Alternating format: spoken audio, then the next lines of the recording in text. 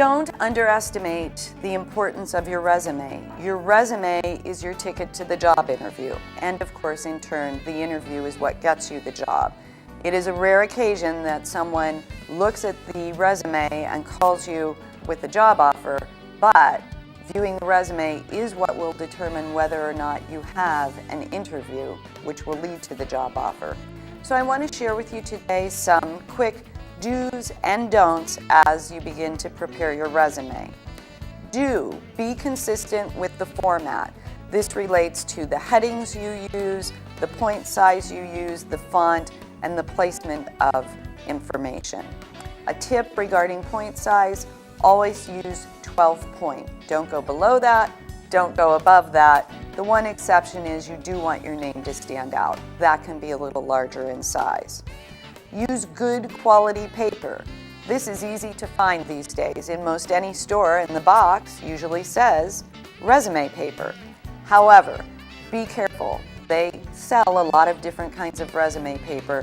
You want to stay away from pastels or anything that is not heavy bond paper. In other words, you want paper with texture to it. Use concise yet descriptive phrases that start with a verb.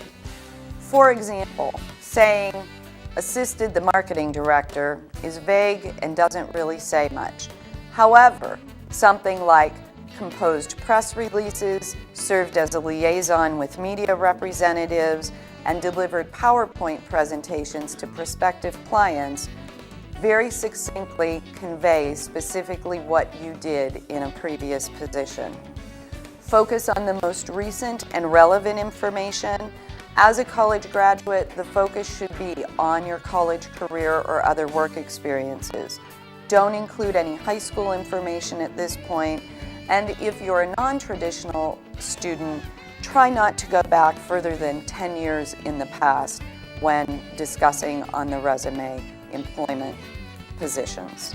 Focus on what distinguishes you from other candidates. For example, if you speak Spanish fluently, or if you're highly proficient in a variety of software programs using the computer, illustrate those items.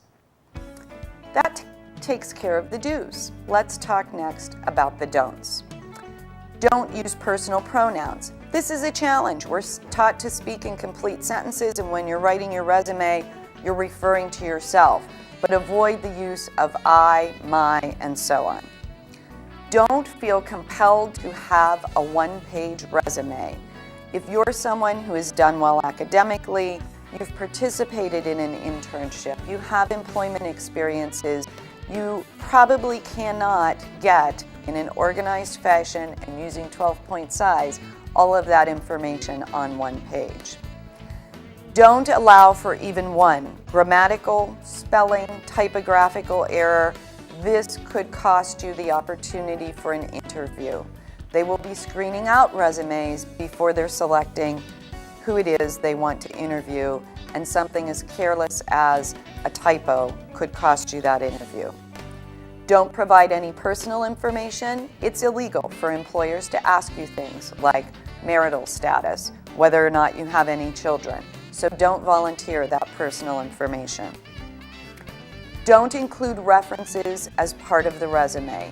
You should compose a separate list of references that you can submit, but it should not be part of the body of the resume.